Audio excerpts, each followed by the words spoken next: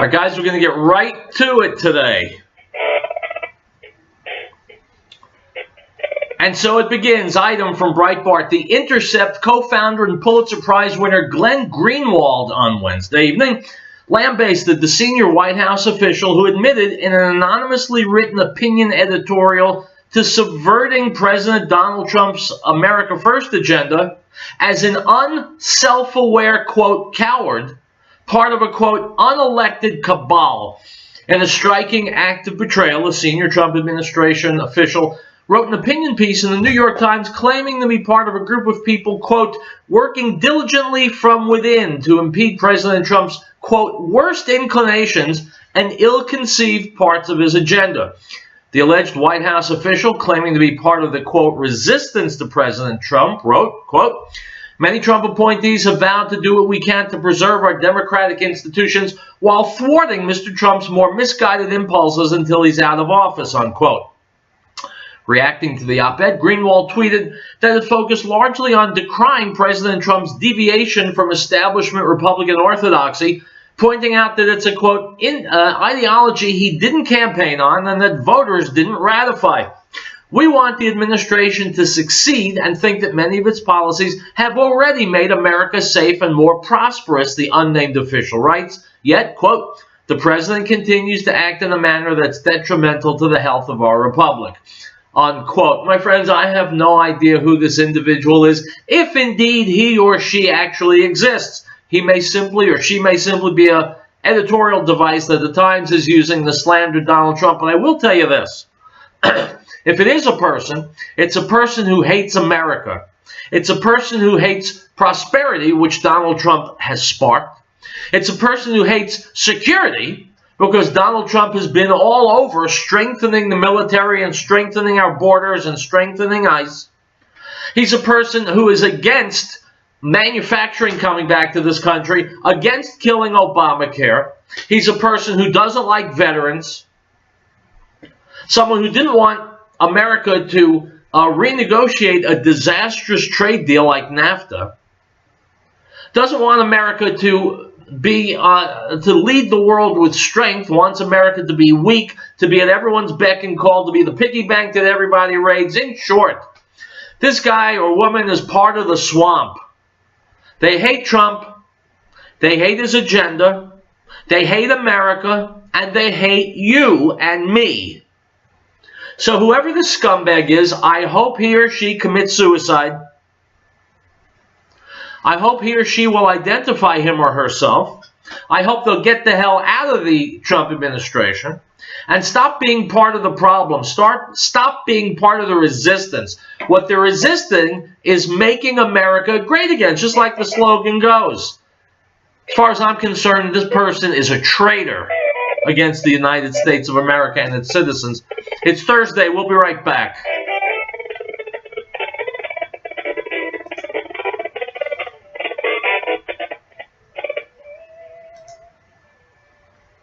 Driving a vehicle with hail damage from thunderstorm, high visibility, unconditioned vehicle repair, Vision specializes in painless instant hail repair. And unlike traditional body shop, Vision gets your vehicle back to you in days. Ensure top quality repairs with less time quality. Call us today for your immediate appointment. 970-541-0679. That's 970-541-0679 or call us up at visionmedia.com. Grandpa's Pawn and Gun, serving Longmont in the Front Range of Colorado since 1994. We specialize in guns and currently have over 400 guns for sale. We also buy, sell, pawn, and trade for gold, silver, musical instruments, knives, archery equipment, quads, side-by-side, coins, and a lot more. We buy gun collections and do appraisals, which is smart for insurance purposes should a claim arise. We are, according to ATF, Colorado's second highest volume gun dealer, and because we have a lot lower overhead than the big box stores, we can beat the big box stores by as much as $100 per gun. And we have the lowest interest rates in northern Colorado, half of what the corporate stores charge when you're doing a loan. Come and see us at Grandpa's Pawn and Gun. If you love guns, if you love gold, come and see us. Check us out on the web, www.grandpaspawn.com or 303-772-7952.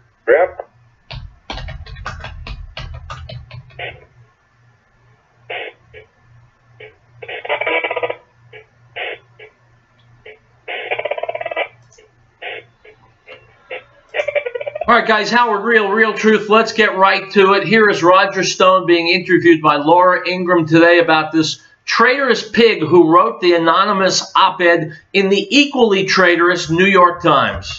Roger Stone is with us now. Republican strategist, opposition researcher, author of a book that had me screaming with laughter and fun.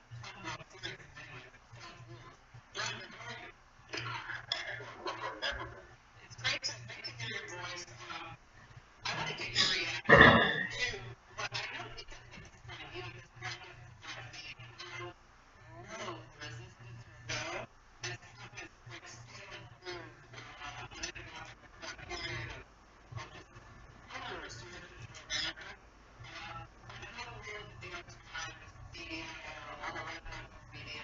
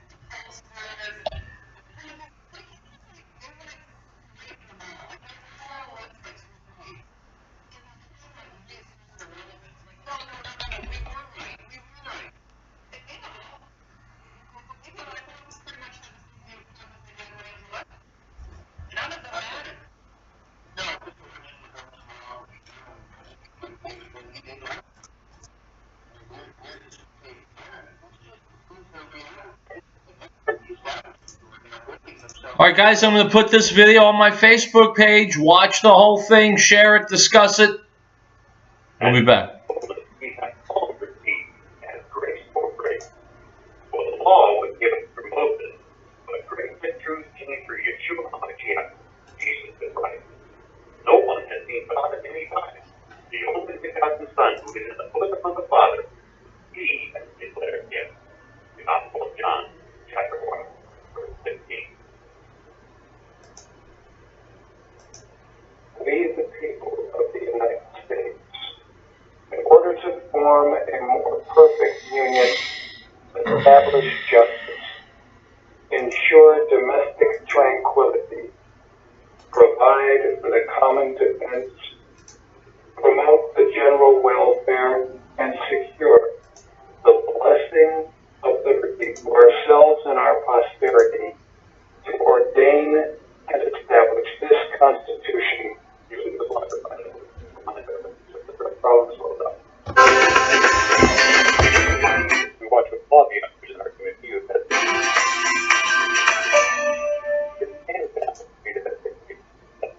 blocker plant located at 366 feet of serving our area in 1943, specializing in naturalized HB and port and complete custom process. All 303, 58, 20, 40, 303, 58, 22, 40. Total concrete service belongs to the the men and women of our military dedicate themselves to serving our country. Their commitment and courage keep our country safe and strong. Let us honor those who have lost their lives in the line of duty. Salute those who serve today. This reminder from Total Concrete Services, 4463 Hospital in Ottawa, proud to serve the entire area and to work on behalf of our future. For more information, call 970-535-4780.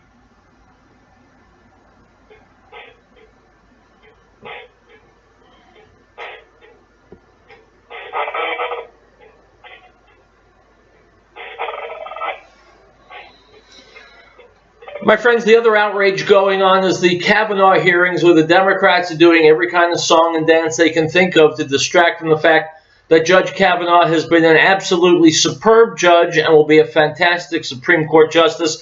They're hanging on, the Democrats are, by their fingernails, trying to stop America from becoming great again. Here's Senator Ted Cruz at the Kavanaugh hearings yesterday.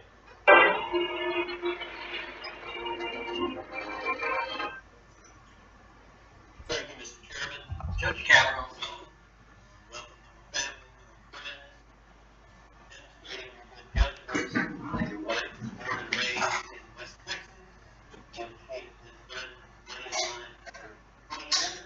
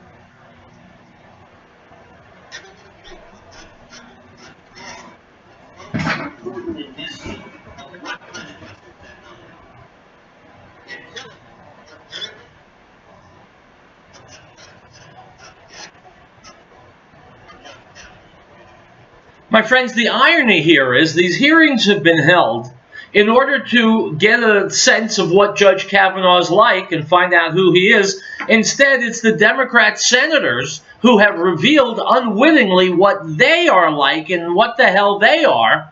They're ambitious political animals who hate America, and all they want is to be president one day. Well, they're all losers, and none of them will ever be president. Back to Ted Cruz. Third, it's important to understand today also not we put a lot of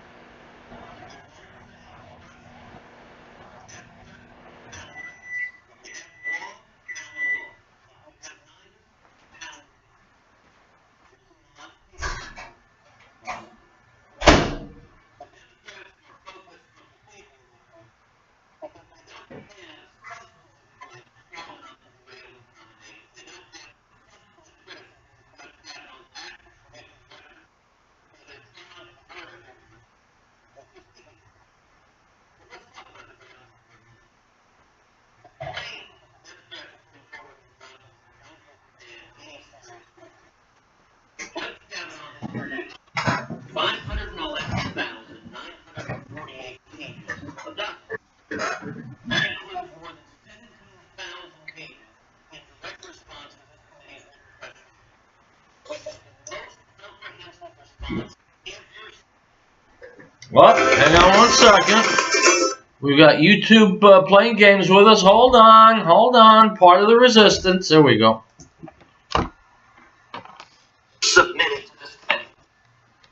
Of more than 500,000 pages of documents turned into this committee, is more than the number of pages we've received from the last 5 Supreme Court nominees combined. Listen to that fact again. The over 500,000 documents turned over to this committee is more than the last 5 nominees submitted to this committee combined.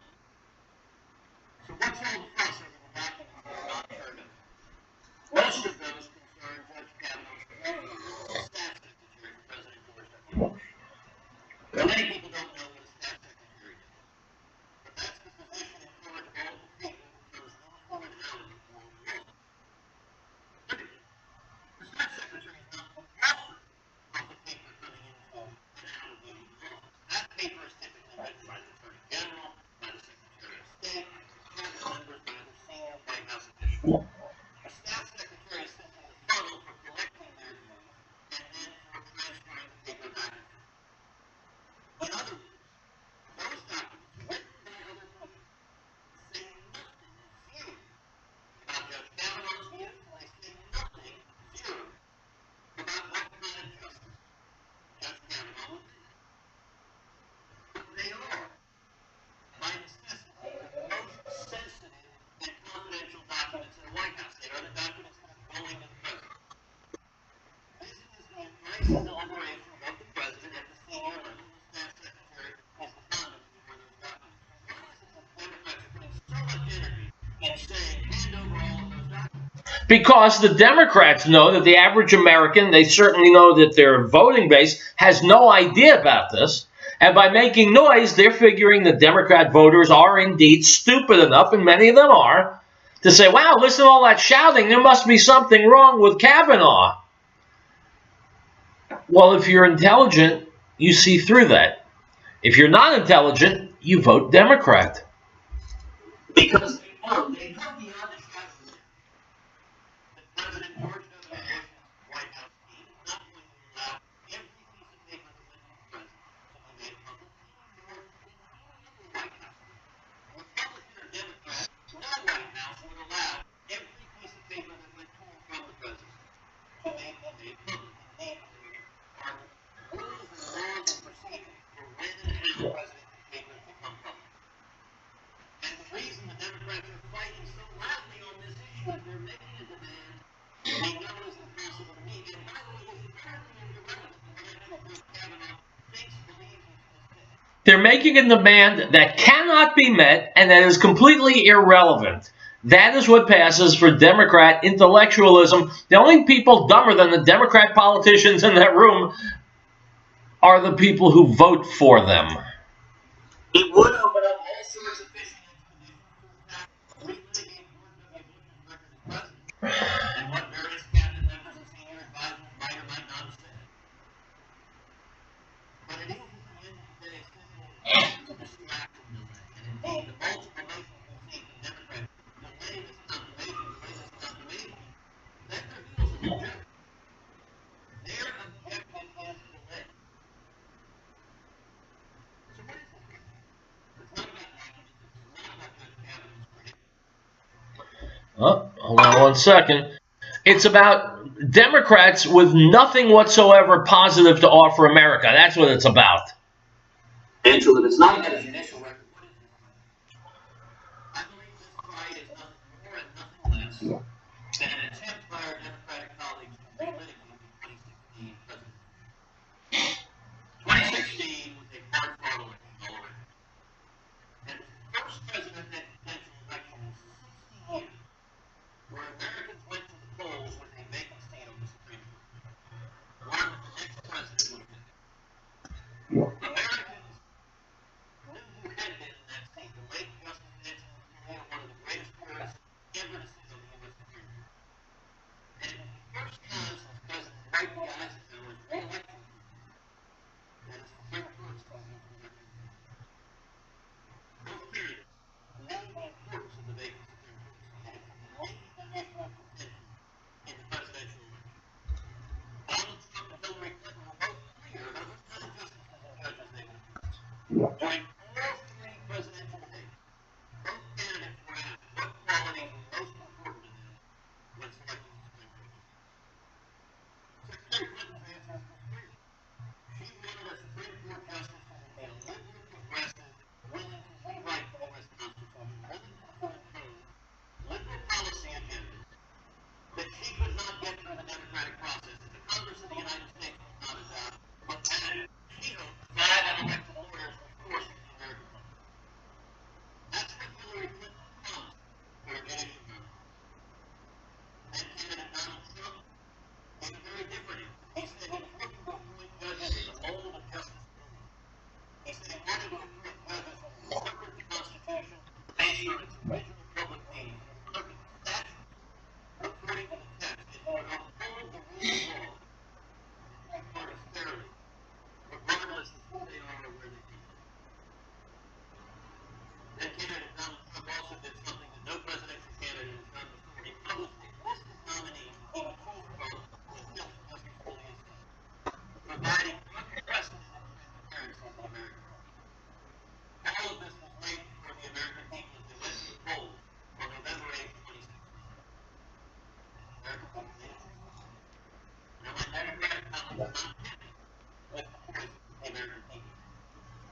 But as President Obama famously said, election is consequence. Because the American people had the chance to vote a national referendum on the direction of the Supreme Court. And I've said a number of times, Justice Gorsuch's nomination, and Judge Kavanaugh's nomination, and almost a superlative in that they were ratified and decided by the American people in a direct vote in.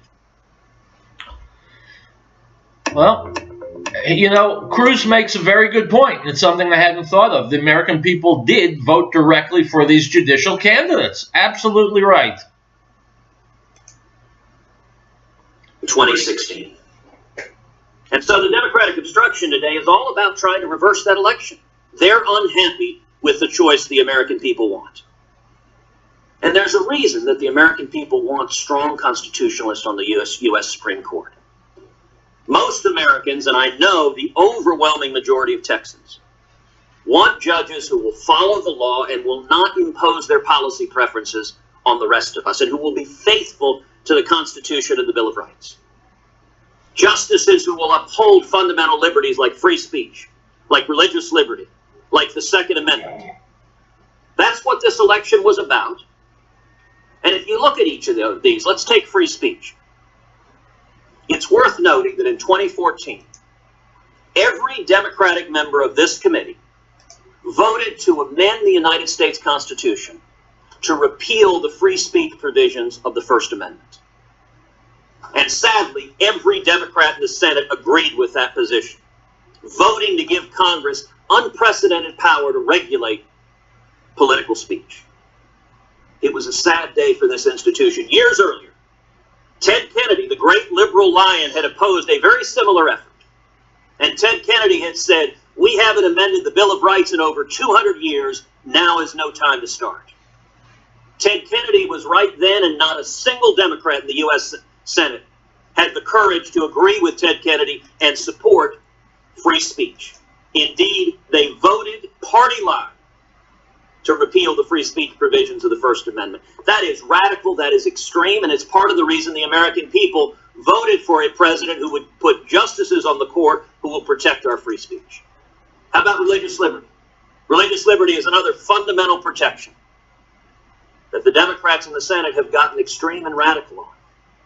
Indeed, our Democratic colleagues want justices who will rubber stamp efforts like the Obama administration's efforts litigating against the Little Sisters of the Poor, litigating against Catholic nuns trying to force them to pay for abortion-inducing drugs and others.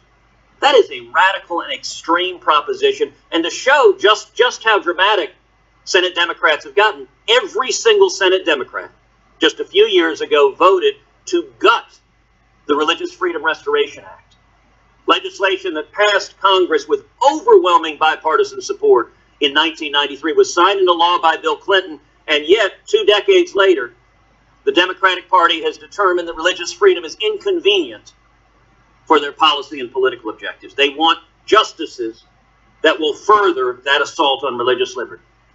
And finally, let's take the Second Amendment. The presidential debates, Hillary Clinton... Well, let's stop right there because we're about to hit a commercial, but you'll find this video on my Facebook page. I just posted it.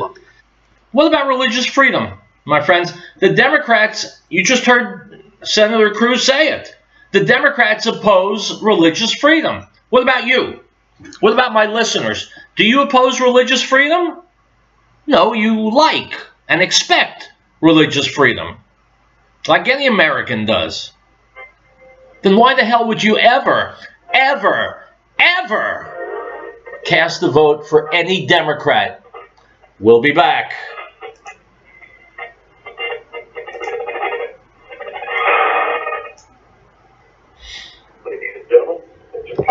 Good question, right? Only kind I ask. Sometimes have you gone into a health food store, confused as to the many different brands and prices with the same herbal supplements? You want to buy the cheapest, but you're afraid that the quality is less, so you buy the most expensive. Truth is, the cheapest may be better. Green herb herbal supplements are all manufactured in our Wheat Ridge, Colorado plant at 4565 Tiffin Street, using the highest quality herbs that we source from all over the world. Our 150 different herbal supplements are the most potent and safest in America. Our guarantee is your money back.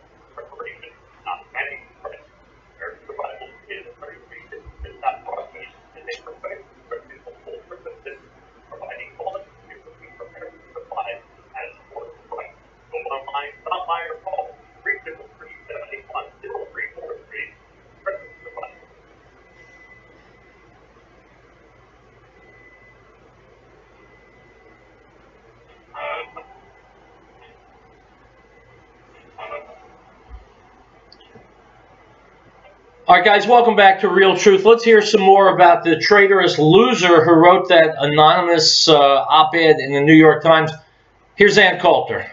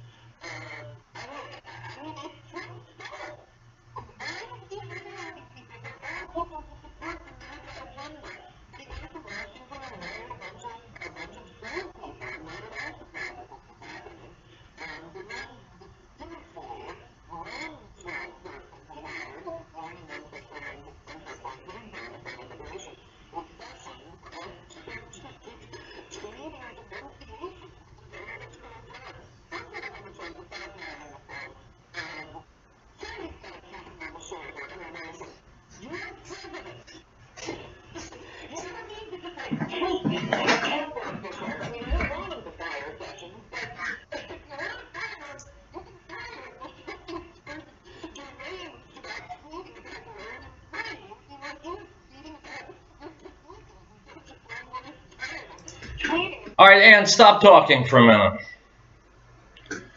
Folks, 2 corrections. I normally don't correct Ann Coulter because she's really, really smart, but I have to. Number 1, she wants to know why Trump hired this person. Do you think does she think the President of the United States is in on every hiring decision? That's ridiculous. Number 2, if Sessions works for him, you don't like him, fire him. Well, I wish the world were that simple, but in the D.C. Beltway, there are ramifications, especially leading up to getting a Supreme Court justice confirmed and leading up to the November midterms, and so it's not a good time to make that particular decision. Should Trump have fired Sessions earlier? Yes. Can he do it now? Apparently it's not so easy. So, Ann, get with it, baby.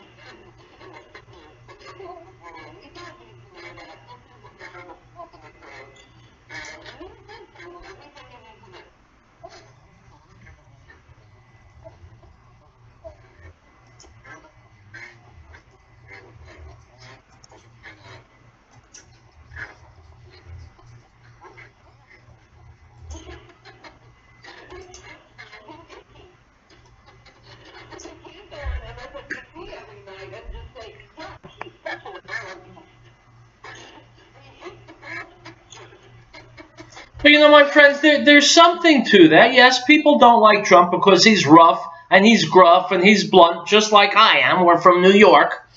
What they really hate about Trump, and I've said this before on this show, what they hate about Trump is that he represents the American people, whom they hate even more. If they could, they would do to you and your family and me and my family what they do to Trump. They can't. But they can take out their anger at us and their resentment of us on Trump. So, this is what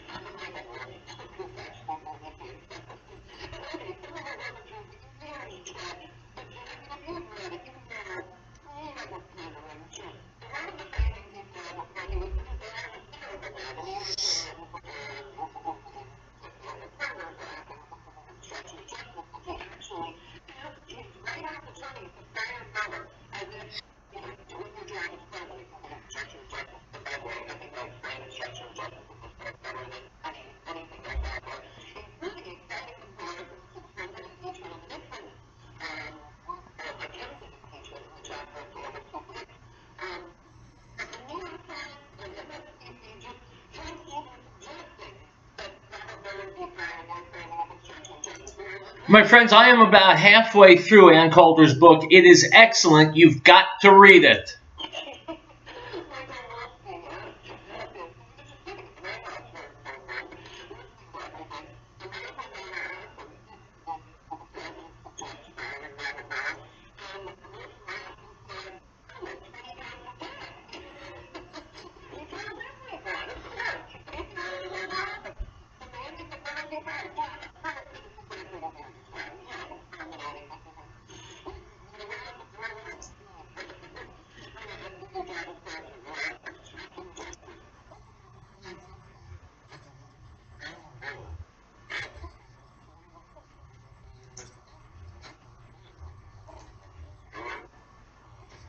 Excuse me, as Ann Coulter makes clear in her book, Mueller was named in the first place because James Comey, the FBI's boss until he was fired, left the idea out there intentionally that maybe the president is being investigated. Well, he never was being investigated. And Comey eventually said it, but not until Mueller had been named special prosecutor.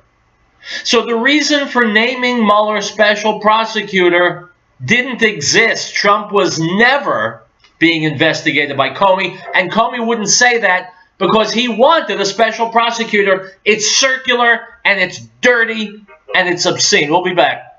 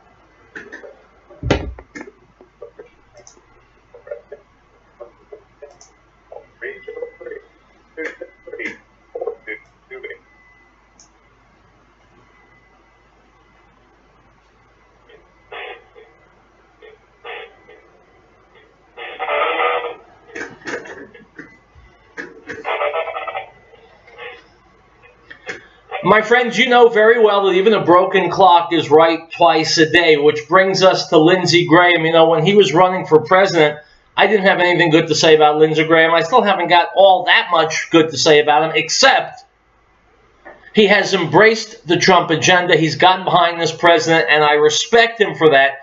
Here he is at the hearings on Judge Kavanaugh yesterday, dismantling the Democrats. It is a beauty to listen to. To my colleagues on those sides.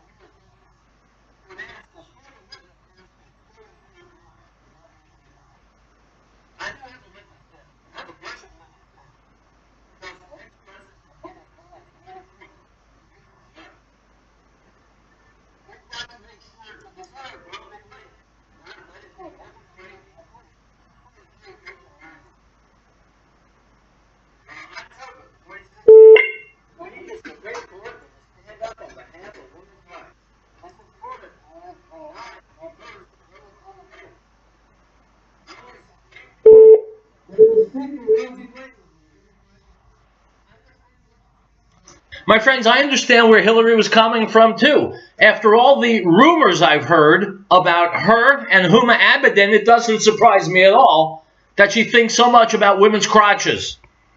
Anybody running for president over there? I dare you to disagree with her. You will wind up like I did, getting 1%. If you even suggest that you will pick a nominee that's not going to uphold Roe v. Wade, that's the end of you. But you figured that out. You don't need me to tell you. So this is the way we do politics. This is a big decision called Roe v. Wade. There are two sides and a bunch of nuances. Here's what I know about you. You're going to take it as president. You wrote a big book, which I will never read. And you're going to tell us what it takes to overturn long-standing precedent. Nobody on this side will care if you overturn Citizens United. Matter of fact, they will cheer you on. Somebody will challenge Citizens United, and you'll probably say, let me hear both sides of the story, then I'll tell you whether or not I should uphold it.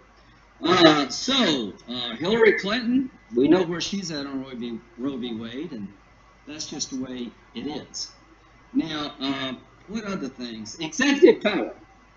This idea that Trump picked you to save him.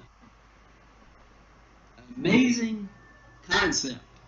Since you said what you said back in 1998 and 2008, the bottom line is when Clinton was being impeached, my good friend, and this is true, he is my good friend, on February 12, 1999, introduced into the record during the deliberations of the Clinton impeachment trial an article by Brett Kavanaugh suggesting that you should wait, if there is an indictment, until after the president is out of office.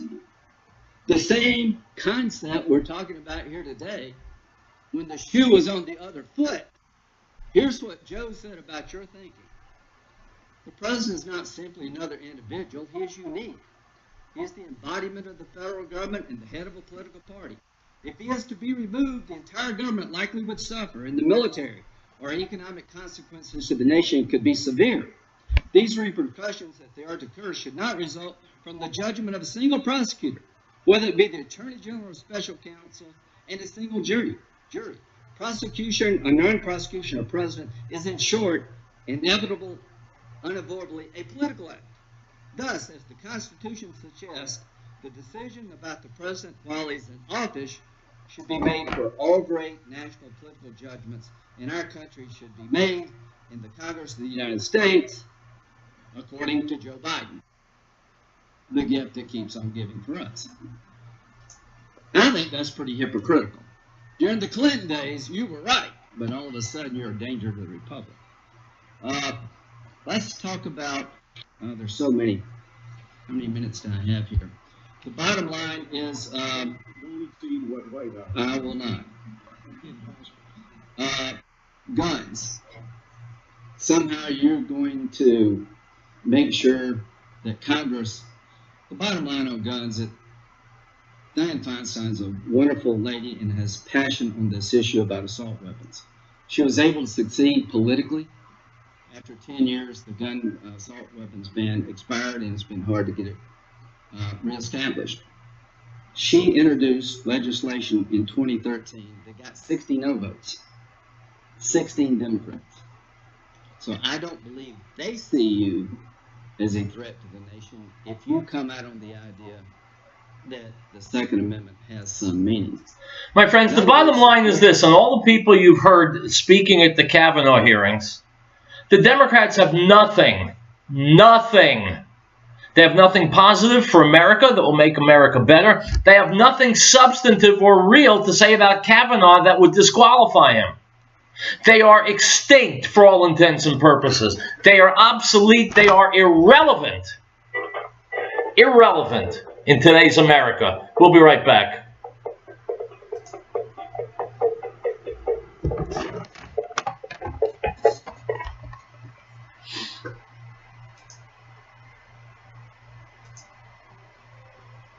Article 4. The right of the people to be secure in their persons, houses, papers, and effects against unreasonable searches and seizures shall not be violated, and no warrant shall be issued but upon probable cause, supported by oath or affirmation, and particularly describing the places to be searched and the person or things to be seized.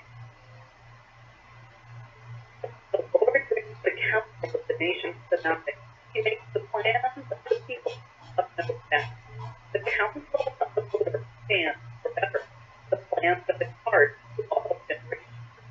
Blessed is the nation whose God is the people he has chosen at his own appearance. Psalm 33, verses 10. Chaplain Collins LLC is our emergency first responders for their professional commitment free. They're willing to put their lives on the line for us with little or no thanks. So let's all take the time to thank our first responders for all they do for us. Also thanking our veterans for the sacrifice they made for our freedom. This message is from Chaplain Collins LLC, with 2 locations in Denver and Fort Collins. Serving the community for over 13 years. Visit them online at chapelcollins.com. Total Concrete Services online. The men and women of our military dedicate themselves to serving our country. Their commitment and courage keep our country safe and strong. Let us honor those who have lost their lives in the line of duty. Salute those who serve today. This reminder from Total Concrete Services at 4462 Hilltop Road in Conroe. Proud to serve the entire area and to work on behalf of our future. For more information, call 970-535-4780.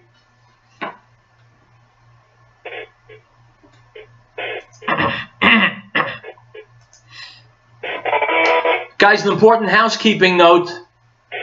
Sunday night starts Rosh Hashanah, And so I will not be on the air Monday and Tuesday. I will be back on Wednesday. That said, let's hit an item from Breitbart. Senator Cory Booker, Democrat from New Jersey, made a great show of breaking Senate rules on Thursday to release, quote, committee confidential emails regarding Supreme Court nominee Judge Brett Kavanaugh, but the emails had already been cleared for release. In other words, Cory Booker wants to be president so much he can taste it. It also means Cory Booker is a rectum. Item from the Wall Street Journal. The number of Americans filing applications for new unemployment benefits fell at the end of August to a nearly 5-decade low. Initial jobless claims, a proxy for layoffs across the U.S., declined to a seasonally adjusted 203,000 in the last week of August, the Labor Department said.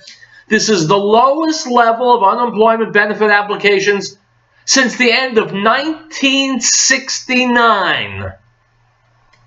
Altogether, my friends, even you Democrats, ready? Thank you, President Trump. Item also from the Wall Street Journal.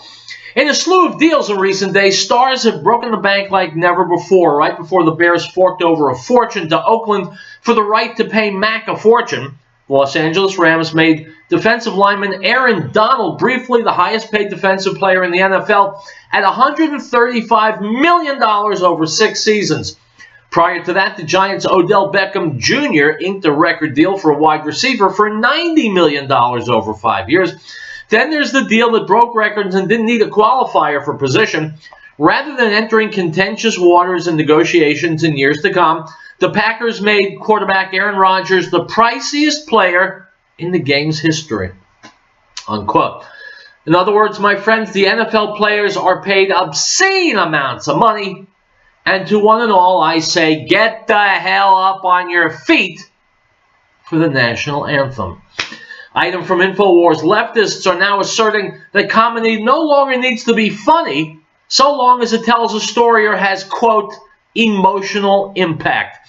In an article for New York Magazine, Jesse David Fox writes, quote, like post-rock, post-comedy uses the elements of comedy, be it stand-up, sitcom, or film, but without the goal of creating the traditional comedic result, laughter, instead focusing on tone, emotional impact, storytelling, and formal experimentation. The goal of being, quote, funny is optional for some or the entirety of the piece, unquote. My friends, that's also ironic, because the liberal yahoos who are saying things like that are being unintentionally funny. No one can take these people seriously. Same goes for Cory Booker, Kamala Harris, Nancy Pelosi, Andrew Cuomo. They are all laughing stocks. They are all clowns and buffoons. They don't mean to be funny, but they are. And they're funny and they're pathetic because they show the decline of so much of the American population. Not trying to be funny, but they are. And the late-night comedians who are trying to be funny miss by a mile because all they are is angry. I don't watch them, haven't watched them in a long time because I don't need anger. I don't need to tune in and listen to comedians who aren't funny. They're like politicians who aren't effective for the American people. Who the hell needs them? Okay. I want to wish you, if you're celebrating Rosh Hashanah, a happy and a healthy New Year. Like I said, I'll be back on Wednesday of next week. In the meantime, if you miss me, read my book, Real Truth, Stay Angry. You'll find it online. Stay safe, stay healthy, and stay angry.